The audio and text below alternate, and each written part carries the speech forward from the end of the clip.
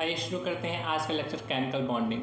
तो आज के लेक्चर में हम बात करेंगे बॉन्ड क्या होते हैं, बॉन्ड कितने प्रकार के होते हैं, फॉर्मल चार्ज के बारे में, ऑक्टेट रूल के बारे में, कोऑर्डिनेट बॉन्ड के बारे में और सबसे ज़्यादा ज़रूरी कोवैलेंट बॉन्ड के बारे में। हम सबसे ज़्यादा बात करेंगे कोवैलेंट बॉन्ड की। तो शुरू करते हैं आज का वीडियो। तो सबसे पहले बात करते हैं बॉन्ड की। बॉन्ड होता क्या है? बॉन्ड अट्रैक्शन होता है, बॉन्ड रिपल्शन होता है, सब कुछ बॉन्ड होता है।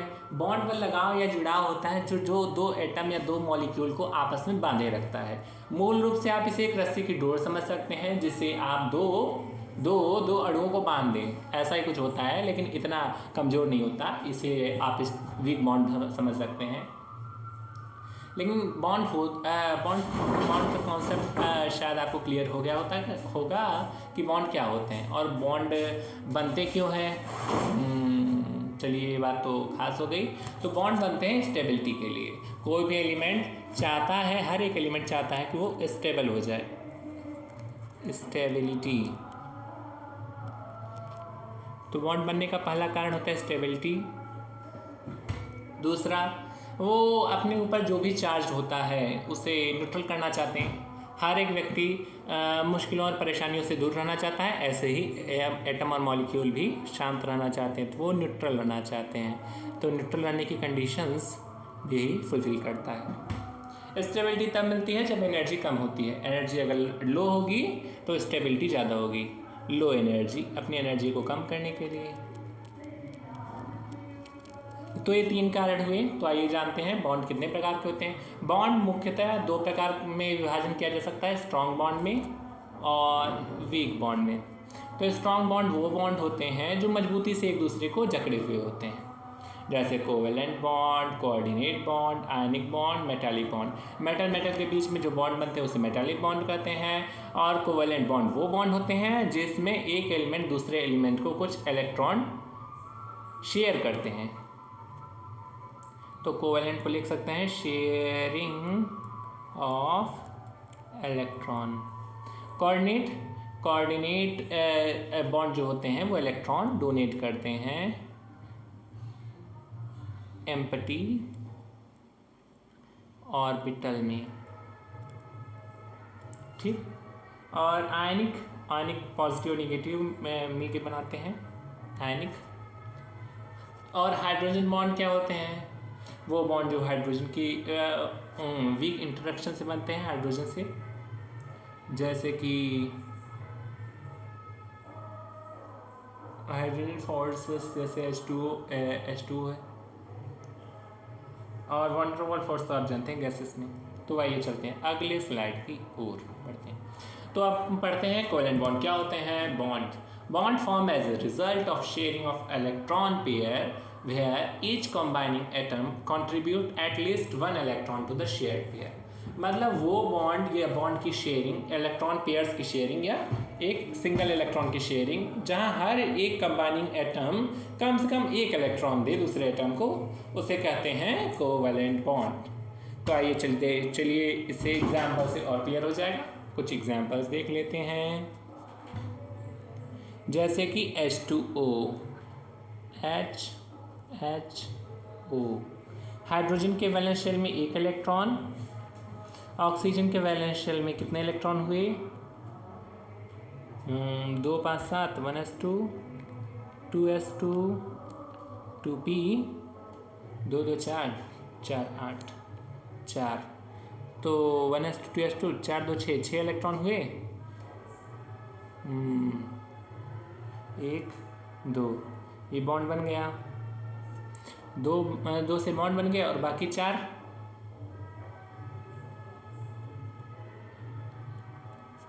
ये रहे। तो जो इलेक्ट्रॉन बॉन्डिंग में पार्टिसिपेट करते हैं उसे कहते हैं bonding electron.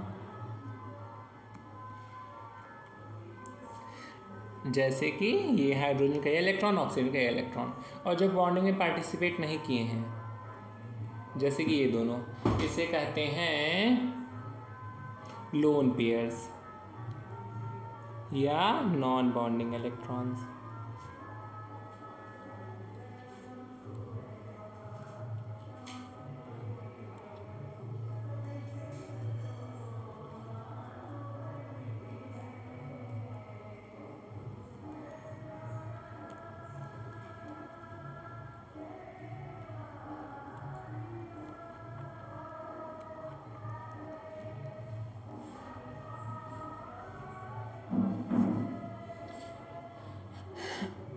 I think concept अगर नहीं क्लियर हुआ होगा तो एक और स्लाइड देख लेते हैं। चलिए अगला देखते हैं। लेविस डॉट स्ट्रक्चर, इसकी सहायता से आप समझेंगे स्ट्रक्चर्स कैसे बनते हैं। चलिए एक और एग्जांपल लेते हैं कोवेलेंट बॉन्ड का, बाकी एग्जांपल्स भी समझ। अगला एग्जांपल HCl का है। हाइड्रोजन 1s1 और Cl 17 एटॉमिक नंबर, इसका एटॉमिक नंबर 1। तो ये 1s2 2s2 2p6 3s2 3p6 कितने हुए? 10 10 2 12 12 6 18 नहीं 17 थे ना, तो एक और मिटाते हैं।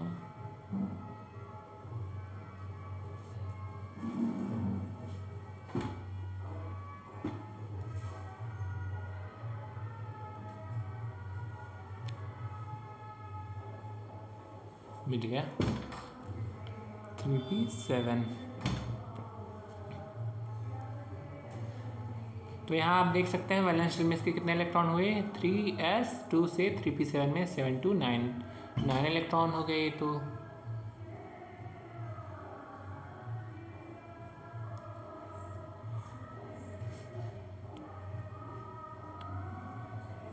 वो बैक करना पड़ेगा, इरेजर। चलिए देखते हैं।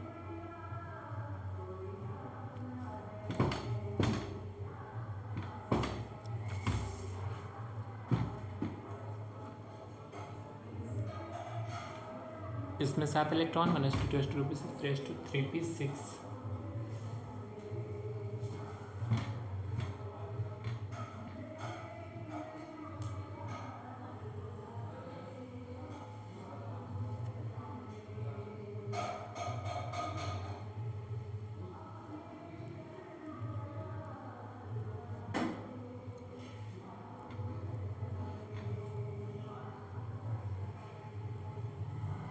दो 2 4 4 6 10 10 2 12 12 6 18 19 2 2 4 6 10 10 6 18 19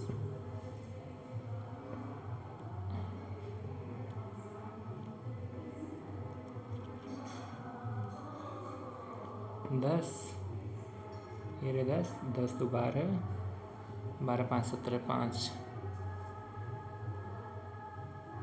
हाँ तो ये रहा 7 इलेक्ट्रॉन वैलेंस इलेक्ट्रॉन इसकी।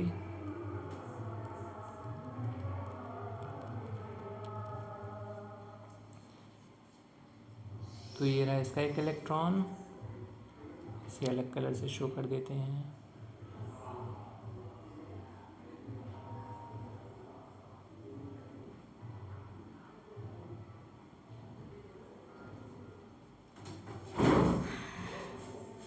तो हाइड्रोजन की एक से ये एक बन गया, इरेजर ये रहा।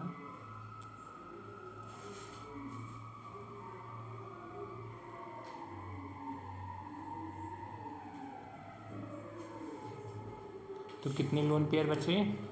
एक बॉन्ड पेयर हो गया, एक बॉन्ड पेयर मतलब बॉन्डिंग में इलेक्ट्रॉन शो कर दिया, 2 इलेक्ट्रॉन का एक पेयर। तो एक बॉन्ड पेयर हो गया और कितने लोन पेयर हुए? 1 2 3 लोन पेयर।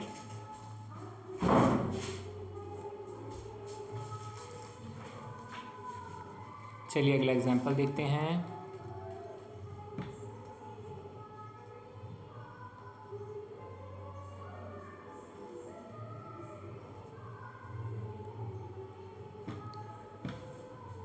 CH4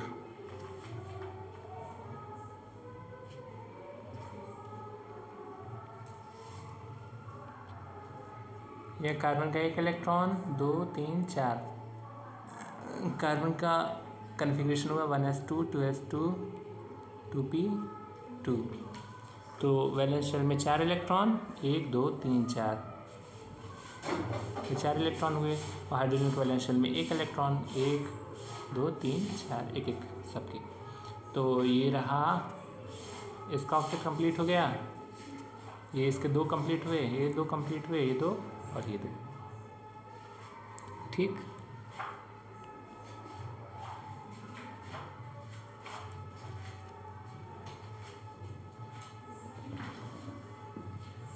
तो ये मीथेन बन गया। चलिए अच्छे से ड्रॉ कर लेते हैं मीथेन का स्ट्रक्चर।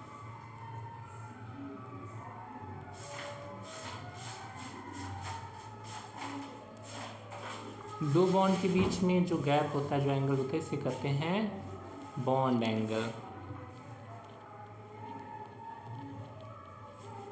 और CH जो बॉन्ड है, इसकी लेंथ को कहते हैं बॉन्ड लेंथ। जिन दो एटम के बीच में बॉन्ड बनता है, उनके बीच की दूरी में जो बॉन्ड बना है उससे बॉन्ड लेंथ कहते हैं। इसकी स्ट्रेंथ को बॉन्ड स्ट्रेंथ कहते हैं।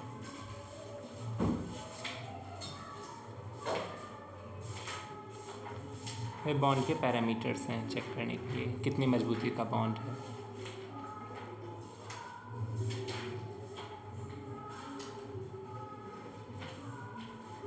आइए देखते हैं और एग्जांपल्स, जैसे कि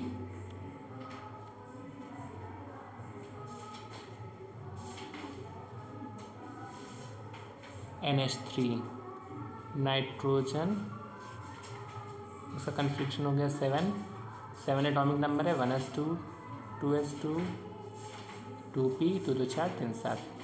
तो वैलेंस शेल में कितने इलेक्ट्रॉन हुए? 2 + 3 5 इलेक्ट्रॉन हुए वैलेंस शेल में। तो ये बॉन्ड में पार्टिसिपेट करेंगे। और अगला है hydrogen. Hydrogen 1s1 valence shell में 1 इलेक्ट्रॉन। तो ये रहा नाइट्रोजन और ये रहे 3 थे हाइड्रोजन। 5 इलेक्ट्रॉन हैं, एक लोन पेयर, 2 इलेक्ट्रॉन यहाँ, बाकी 1 2 3 इलेक्ट्रॉन यहाँ, इसका इलेक्ट्रॉन यहाँ, इसका यहाँ, इसका यहाँ। ठीक रहा। अब चलिए देखते हैं बॉन्डिंग। ये इससे जुड़ गया, ये इससे जुड़ गया, ये इससे जुड़ गया। तो इसमें बॉन्ड पेयर हुए इज इक्वल टू 1 2 3। और नॉन बॉन्डिंग पेयर या वैलेंस इलेक्ट्रॉन कितने हुए? लोन पेयर, लोन पेयर कितने हुए? 1। तो ये रहा अमोनिया।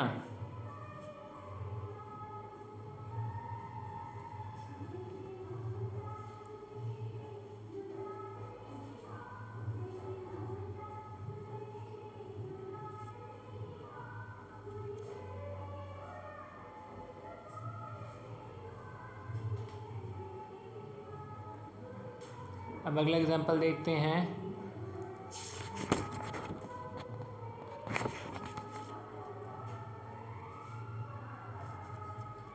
NH4+,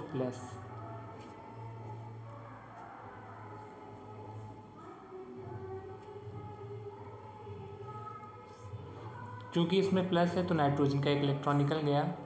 तो अब नाइट्रोजन के वैलेंस शेल में 4 इलेक्ट्रॉन दिए।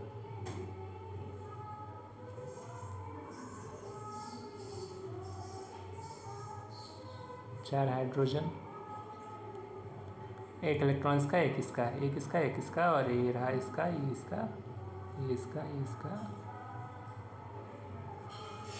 ये बन गया बॉन्ड, ये बन गया बॉन्ड, ये बन गया बॉन्ड, ये रहा बॉन्ड। और हाइड्रोजन के 2 जानते हैं आप, नाइट्रोजन ने सबका बॉन्ड एक एक ले लिया। तो ये नाइट्रोजन का 8 हो गया, हाइड्रोजन के 2 हो गए, 2 पे हीलियम हो गया, हाइड्रोजन स्टेबल हो गया। और नाइट्रोजन 8 से नियॉन की कॉन्फ़िगरेशन पा गया, नियॉन की। चलिए अगली स्लाइड की ओर आगे बढ़ते हैं। अगला है ऑक्टेट रूल। तो मूल रूप से जो एलिमेंट जुड़ते हैं वो अपने ऑक्टेट को पूरा करते हैं, मतलब 8 इलेक्ट्रॉन को की नेसेसिटी जो उनकी होती है, इसी को ऑक्टेट रूल कहते हैं। अगर आप लिखना चाहें तो लिख सकते हैं। The basic requirement being that each bonded atom gets an octet of electron. The basic requirement being that each bonded atom gets an octet of electrons. This rule is based on chemical inertness of noble gas.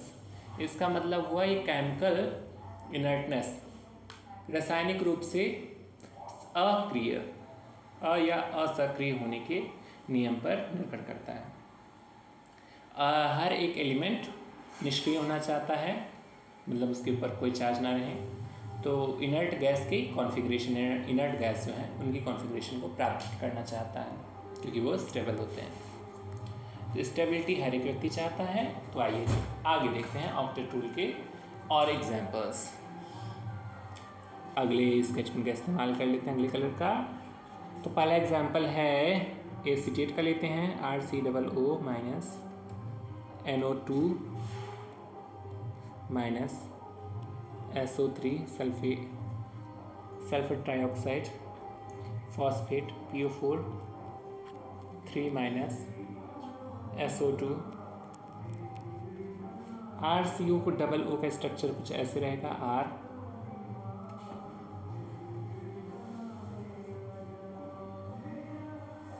ये रहा। हॉन्क में हमने आपको बताया था कि HONC तो oxygen के 2 बॉन्ड होते हैं, यहाँ ऑक्सीजन का 1 बॉन्ड और 1 इलेक्ट्रॉन इसके ऊपर है। क्योंकि 8 इलेक्ट्रॉन होते हैं पेयरिंग में, तो 2 2 4 2 6 2 8। NO2 का कुछ ऐसा रहेगा। हॉन्क में इसके 3 थे तो 1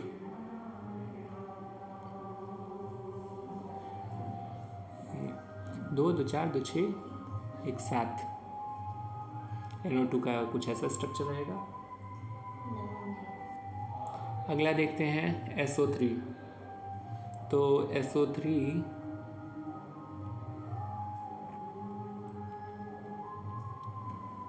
कुछ ऐसा स्ट्रक्चर बना SO3 का। Sulphur trioxide 2 2 4 2 6 2 8।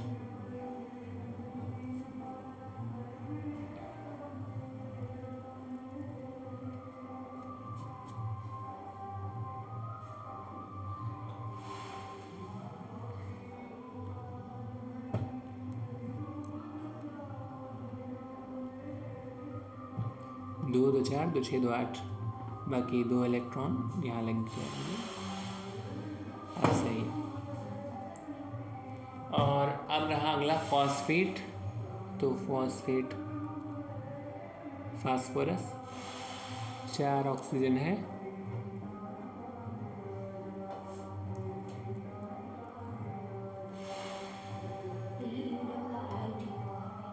फॉस्फेट, और इसके 2 माइनस हैं, 3 माइनस हैं।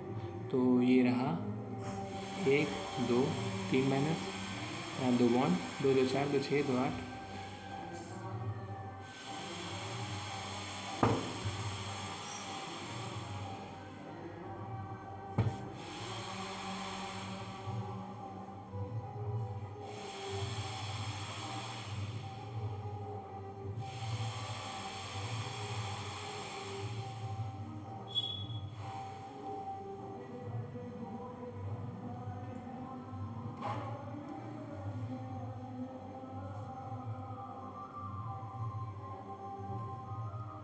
चलिए एक डोनेशन बना देते हैं।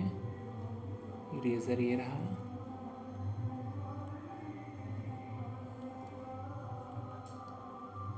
एक कोऑर्डिनेट बॉन्ड और 2 2 4 2 6 2 8 और बाकी 4 कोवैलेंट बॉन्ड। तो कुछ ऐसे रहे स्ट्रक्चर सल्फर डाइऑक्साइड का, ये देखते हैं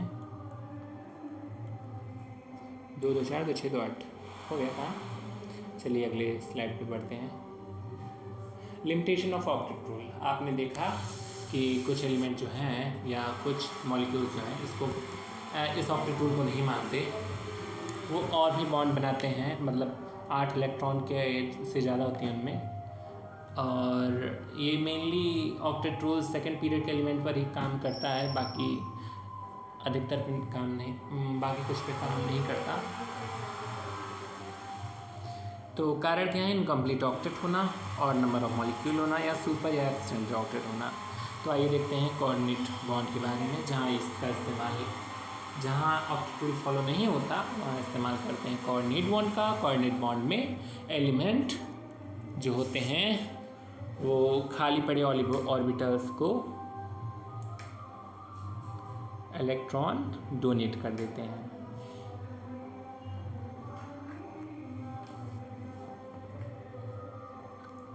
ऐसे जैसे for example nitrate, nitrogen 1 2 3 2 2 4 2 6 electron, oxygen, ये रहे ऑक्सीजन, और एक कोऑर्डिनेट बना देते हैं, मतलब 2 इलेक्ट्रॉन इसमें दान कर दिए, O माइनस, नाइट्रोजन प्लस इसमें दिए, इस पर प्लस और इसमें माइनस। ऑक्सीजन का कॉन्फ़िगरेशन S2S2 रहा, तो 6 इलेक्ट्रॉन हुए वैलेंस शेल में ऑक्सीजन के, और नाइट्रोजन के 2 3 5 3 इलेक्ट्रॉन रहे, 3 2 5 5 इलेक्ट्रॉन रहे, तो ये 6 और ये 5 11 हो गए, 2 2 4 2 6 2 8।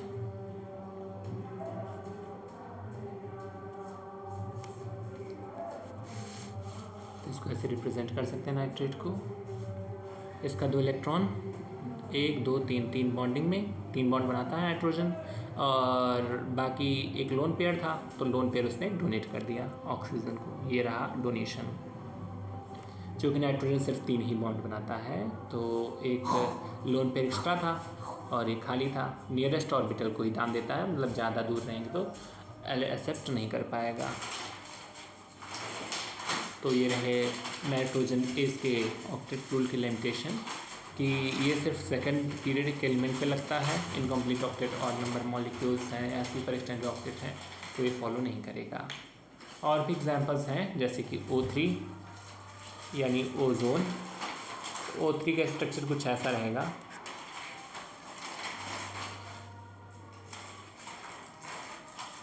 हो गया यही है। और नाइट्रेट का हमने बता दिया। HNO3 का अगर स्ट्रक्चर देखें तो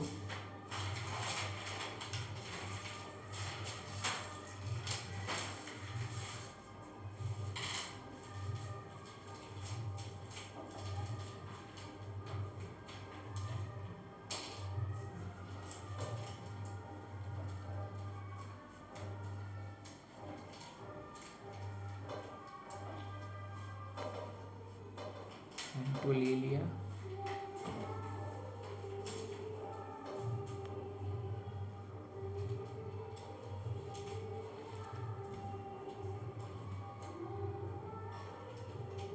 ये रहा नाइट्रोजन, ये ऑक्सीजन जुड़ा, ये ऑक्सीजन जुड़ा, यहाँ कोऑर्डिनेट बॉन्ड ऑक्सीजन माइनस, यहाँ हाइड्रोजन प्लस, ये दोनों मिलकर न्यूट्रलाइज हो जाएंगे।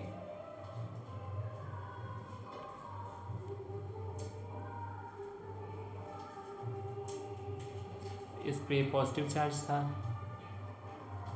लगा देते हैं, इसमें दिया था इलेक्ट्रॉन, तो ये हो गया।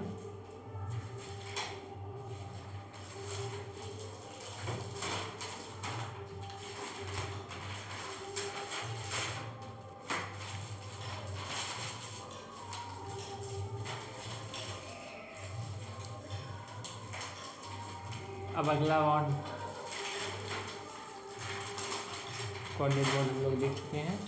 फॉर्मल चार्ज देखते हैं। फॉर्मल चार्ज यानी जितना चार्ज बचा हो, टोटल चार्ज किसी एक एटम के लेवल से स्ट्रक्चर में, उससे फॉर्मल चार्ज करते हैं। तो इसे कैलकुलेट करने की विधि देखते हैं। Formal charge on an atom in an level structure is equal to FC से नोट कर देते हैं। फॉर्मल चार्ज को पहले से रोकते हैं हैंड टूल से और इसको इरेज कर देते हैं। अब देखते हैं फॉर्मल चार्ज। हाँ, तो फॉर्मल चार्ज होता है total number of valence electronic free atom, FC से डिनोट कर देते हैं हम। ये होगा total number of valence electron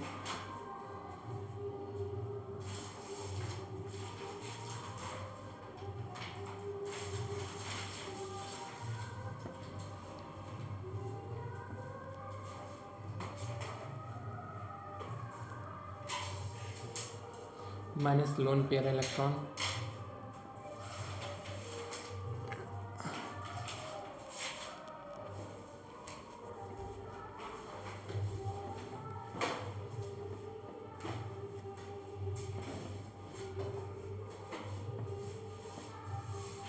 minus half of bond pair.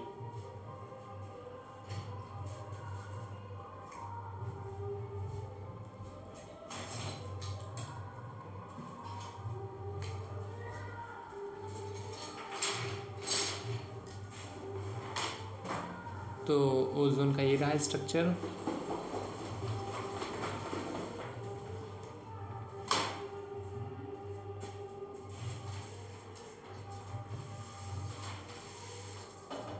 तो इस पर फॉर्मल चार्ज कितना होगा, इस पर प्लस चार्ज, इस पर माइनस चार्ज। ये कोऑर्डिनेट है,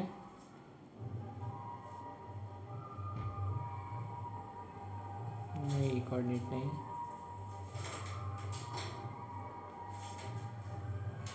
ये कोऑर्डिनेट है बॉन्ड, ठीक, ये कोऑर्डिनेट बॉन्ड है, इसको ऐसे भी रिप्रेजेंट कर सकते हैं, कोऑर्डिनेट को हटाकर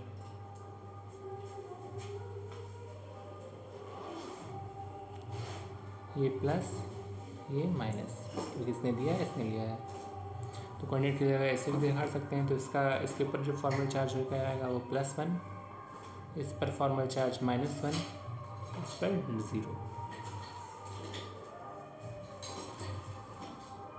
अगला देखते हैं HNO3।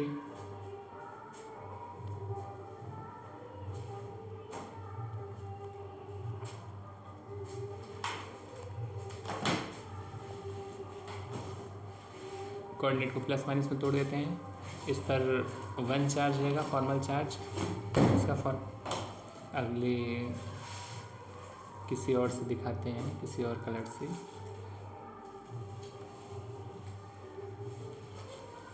तो पहले इसे मिटाते हैं और ये रहा। हाँ, तो इस पर फॉर्मल चार्ज हो जाएगा -1, इस पर +1, ये बाकी सब पे 0 0 0 0। ये रहा कुछ फॉर्मल चार्ज का कॉन्सेप्ट। तो आज तक अभी तक हमने जितना कुछ पढ़ा उसको समराइज़ करते हैं एक बार। सबसे पहले हमने पढ़ा बॉन्ड के टाइप, बॉन्ड क्या होते हैं, बॉन्डिंग के types, strong bond, weak bond, covalent, coordinate, ionic, metallic. और वीक बॉन्ड में हाइड्रोजन बॉन्डिंग और क्या, वन रिवॉल्व फोर्स। अगली बार में पढ़ा कोवेलेंट बॉन्ड के बारे में, कि बॉन्ड बनते कैसे हैं। बॉन्ड शेयरिंग ऑफ इलेक्ट्रॉन से बनते हैं कोवेलेंट बॉन्ड, और कम से कम कोवेलेंट बॉन्ड में एक इलेक्ट्रॉन का शेयरिंग होनी चाहिए। एग्जाम्पल में हमने देख लिया H2O, NH3, H2O, NH3, और भी ढेर सारे मॉलिक्यूल CH4, HF और H2SO4, HI, HBr, HCl इत्यादि। और आगे देखते हैं NH4+ का हमने स्ट्रक्चर समझाया था, ये रहा। एक मिनट, हाँ, तो ये NH4 का स्ट्रक्चर था और बाकी हमने समझाया था, ये रहा। लेविस डॉट स्ट्रक्चर कैसे बनाते हैं, वैलेंस इलेक्ट्रॉन निकालना सिखाया। मीथेन के स्ट्रक्चर देखे, अमोनिया देखा, NH4+ देखा, और बाकी ये सब। तो लास्ट में हम एक बार समराइज कर रहे थे।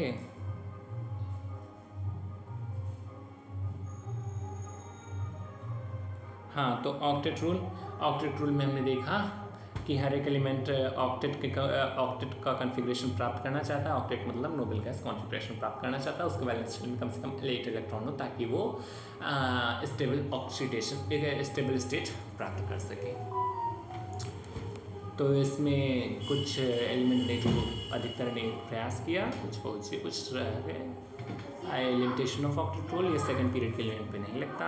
कारण क्या है, इनकम्प्लीट ऑक्टेट और number of molecules, electron molecules, super oxide या super expanded octet. Octet rule हो गए थे, लिमिटेशंस भी हो गए। कोऑर्डिनेट बॉन्ड के बारे में हमने पढ़ा दिया था। ये कोऑर्डिनेट बॉन्ड वो बॉन्ड होते हैं जो इलेक्ट्रॉन को डोनेट करते हैं, लेकिन ये भी शेयरिंग ऑफ इलेक्ट्रॉन जैसा ही कॉन्सेप्ट रहता है। डोनेट होने के बाद भी शेयर में ही रहते हैं, ठीक।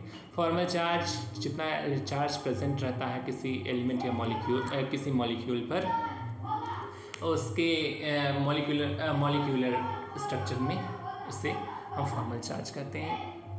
इसका निकालने का फॉर्मूला ये रहा। Total number of valence electron, जितने वैलेंस इलेक्ट्रॉन हैं उसमें से लोन पेयर को अगर हम हटा दें, minus lone pair minus half of bond pair, और बॉन्ड पेयर में से आधों को गायब कर दें, minus half of bond pair. बाकी जो बचा उसे फॉर्मल चार्ज कहेंगे।